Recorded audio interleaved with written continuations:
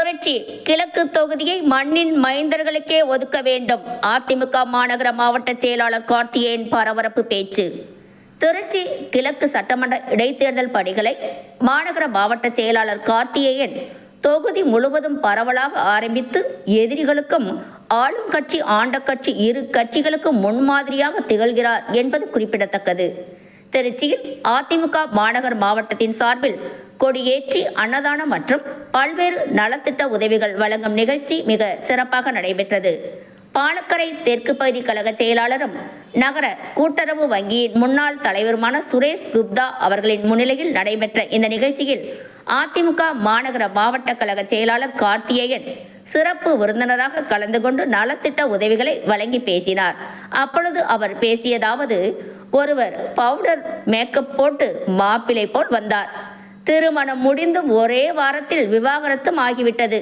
இப்போது மற்றொரு மாப்பிள்ளையை நான் அனுப்புகிறேன், அவருக்கு பெண் கொடுங்கள் என்று கேட்பதை போல் திருச்சி கிழக்கு தொகுதியை மீண்டும் கேட்கிறார்கள்.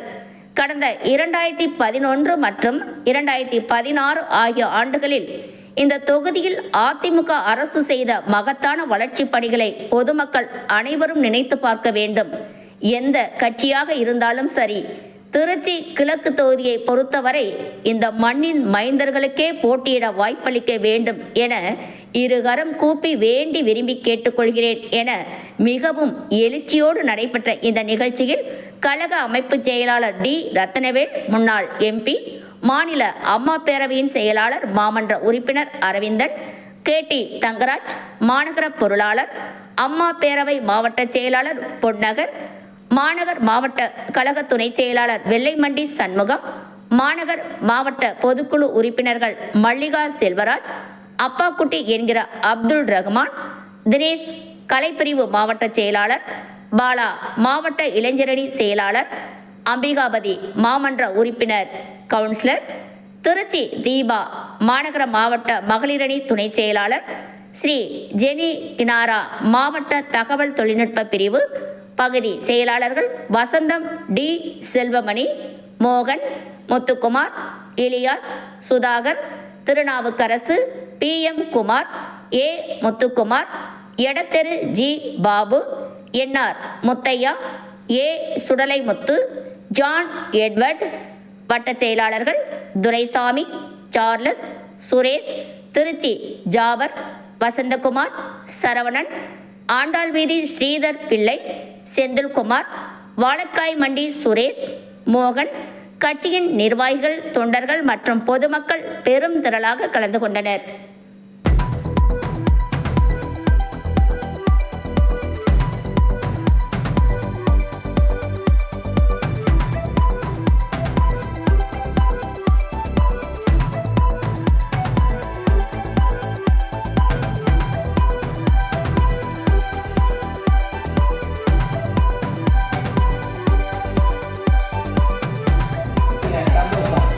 ஓட்ட மட்டும் விஷயம் போட்டீங்க.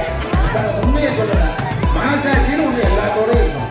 நீங்க உங்க மேல தப்பு இல்லை. நீங்க போனது அம்மாவுடைய சின்ன ரெட்டலைக்கு தான்.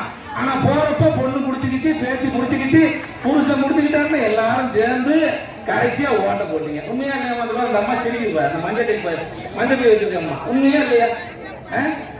செய்யலாமா? நினைச்சு பாருங்க. சரி, செஞ்சோம். அந்த ஓட்டு நம்ம எவ்வளவு சிரமப்பட்டு நிற்கிறாரு. திருச்சி கிழக்குல ஒண்ணு நிற்கிறாரு. திருச்சி கிழக்குங்கிறது நம்மளுடைய பொண்ணு மாதிரி, உண்மையா இல்லையா? அங்க இருந்து மாப்பிள்ளை வர்றாருன்னு சொல்லி நம்ம கல்யாணம் டைவர்ஸ் வாங்கிட்டார். அப்படின்னா என்ன? டைவர்ஸ் வாங்கிட்டாரா என்ன ஆச்சு? ராஜினாமா பண்ணிட்டாரு. ஏன் இந்த ராஜினாமா சென்னையில பண்ணக்கூடாதா? திருச்சியில பண்ணி ஒரு முதலமைச்சர் தொகுதி நம்ம எடுத்துக்கலாமா இல்லையா? அவருக்கு எதுவுமே தெரியாது. நான் சொல்றது புரியுதுங்களா? அவருக்கு எந்த விவரங்களும் தெரியாது. அதனால அவர் திருச்சிய இந்த பொண்ணு வேணான்னு டைவர்ஸ் பண்ணிட்டார். இப்ப என்ன சொல்றாரு? இன்னொரு பொண்ணு நான் சென்னையில இருந்து மாப்பிள்ளை அனுப்புறேன், நீங்க எல்லாம் திரும்ப ஓட்டு போடுங்க. நீங்க எல்லாம் போடுவீங்களா? மறுபடியும் ஒரு வாரத்துக்கு பாருங்க, வீட்டு வரி ஏறிடுச்சு. நினைச்சு பாருங்க. இதெல்லாம் நீங்க உள்ள போனீங்கன்னா வாடகை வீட்டுல இருந்ததுனால உங்களுக்கு தெரியல. சில பேருக்கு சொந்த வீட்டுக்காரங்களை கூப்பிட்டு கேட்டீங்கன்னா, ஆமாங்க வாடகை ஏறிடுச்சு, வரி ஏறிடுச்சு. வரியை ஏத்துனா அடுத்து வாடகை ஏத்துவாரா இல்லையா? சொல்லுங்க, ஏத்துவாரா இல்லையா? வர. அதனால நீங்க நினைச்சு பார்க்கணும், தாய் உள்ளத்தோடு நம்ம அம்மா உங்களுக்காக உங்க பிள்ளைகளை தாம் பிள்ளையா நினைச்சு பைய கொடுத்தாங்க, சைக்கிளை கொடுத்தாங்க, லேப்டாப்பை கொடுத்தாங்க. கருவுல வளர்ந்த குழந்தைக்கு என்ன மீண்டு கொண்டு வந்தாரா இல்லையா? நினைச்சு பாருங்க, உங்களுக்காக செஞ்சார். அன்னைக்கெல்லாம் இந்த கஷ்டமே இல்லை. 2017 இருந்து 21 வரைக்கும். 2021 ஐயோ ஐயோ வரணும் வரணும்னு நினைச்சு வந்தாங்க, ஊழலா போயிடுச்சு. சரி அவங்க எல்லாம் போயிட்டாங்க, சரி அடுத்தது நம்ம வந்துடலாம்னு நினைக்கிறப்ப பவுடர் அடிச்சுட்டு நடிகர் ஒருத்தர் வர்றாரு. நான் வர்றேன்யா, நான் ஓட்டு கேட்டா மக்கள் போட்டுருவாங்க. போட்ட மக்கள் கடைசியா போட்டது ஏமாற்றம் தான். அதனால இப்ப வரக்கூடிய தேர்தல் இன்னும் 2 மாசத்துல வரப்போகுது. இது உங்களுக்கு ஒரு சான்ஸ், மறுபடியும் இறைவன் கொடுக்குறான் ஒரு வாய்ப்பை. போன தடவை தான் தப்பா தேர்ந்தெடுத்துட்டீங்க, பேட்டி சொல்லிச்சு பேரன் சொல்லிச்சுன்னு. இந்த தடவையாவது ஒரு நல்ல சட்டமன்ற உறுப்பினர், ஒரு நல்ல எம்எல்ஏவை தேர்ந்தெடுக்கலாமா? நினைச்சு பாருங்க, நல்ல சட்டமன்ற உறுப்பினரா உங்களுக்கு தேவையை செய்து கொடுக்க ஆள், அது எந்த கட்சியா இருந்தாலும் சரி. அதிமுக தான் நான் சொல்ல வரல, நல்லா புரிஞ்சுக்கணும். உங்களுக்கு எந்த கட்சியில லோக்கல்ல இருக்கிறவங்க, அன்றாட இயல்பா பார்க்கக்கூடியவங்க யாருன்னு பார்த்து ஓட்டு போடுங்க. அதை விட்டுட்டு திரும்ப சென்னையில இருந்து நம்ம மாப்பிள்ள சொல்றாருன்னு சொல்லி வேற ஒரு மாப்பிள்ளைய நிப்பாட்டுறாருன்னா அப்புறம் அவரும் ராஜினாமா பண்ணிடுவாரு. நமக்கு இன்னும் 4.5 வருஷம் இருக்குது. இந்த 4.5 வருஷத்தை நமக்கு தேவைகளை செய்யக்கூடிய அரசு, எந்த அரசு வரணுங்கிறத முடிவு பண்ண வேண்டியது நம்மளுடைய கடமை. ஆனா அந்த அரசு தவறான அரசா வந்துருச்சு. சரி, தவறான அரசு வந்தாலும் நமக்கு தேவை நம்ம தொகுதி எம்எல்ஏ. அந்த தொகுதி எம்எல்ஏ இனிமேல் விடக்கூடாது. விடலாமா இருக்கலாமா? சொல்லுங்க, போட்டுடலாமா ஓட்டு? நீங்க பார்த்து யாருக்கு வேணாலும் கொடுங்க, அதை பத்தி கவலை இல்லை. ஆனா மக்கள் நல்ல தமிழ்நாடு முழுக்க விவசாயிகள் பாதிக்கப்படுறதுக்காக ஆர்ப்பாட்டத்தை அதிமுக சார்பாக தமிழ்நாடு முழுவதும் நடக்கிறார். அப்ப 2 அண்ணன் ஆரம்பிச்சுட்டார். யாருக்காக? அவர் வீட்டுக்கா? கிடையாது. மக்களுக்கு என்ன தேவைகளை செய்யணும் நினைச்சாங்களோ புரட்சி தலைவர், புரட்சி தலைவி அம்மா, அதை 2 பேருடைய இதையும் செய்யக்கூடிய ஒரே ஆற்றல் மிகு தலைவர் அருமை அண்ணன் எடப்பாடியா. நீங்க அதெல்லாம் ஒவ்வொன்றும் சிந்திக்கணும். இனிமேல் மக சொல்லிச்சு, பேட்டி சொல்லிச்சு, கையை பிடிச்சிச்சு, ஓட்டு போ எல்லாம் கையை உதறிடுங்க. ஏன்னு கேட்டா நாம போய் தவறா போட்டக்கூடாது. இனிமேல் தவறான ஒரு பாதைக்கு போயிடாதீங்க. தயவு செய்து சிந்திச்சு வாக்களிங்க.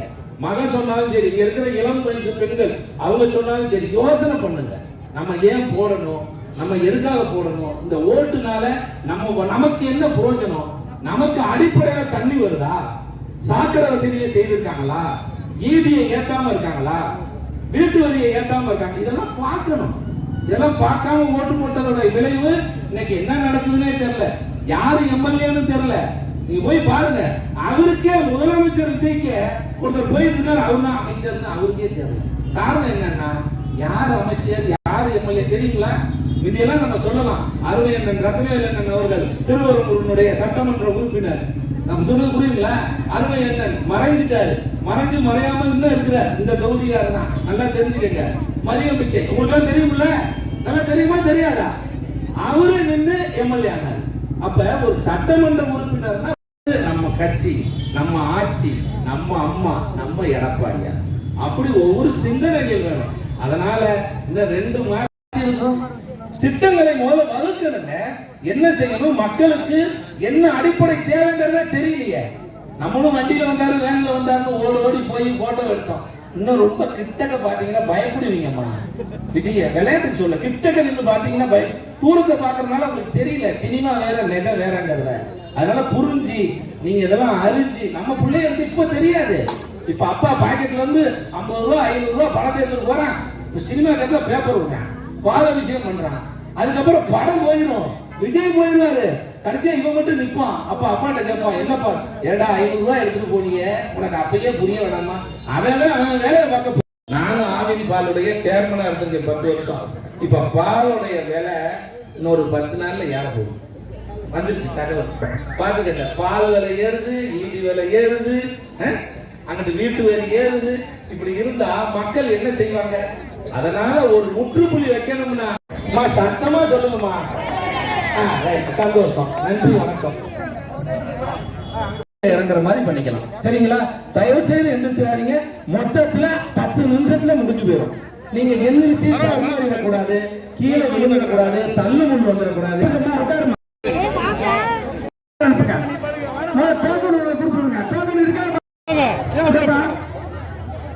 இந்த பையனை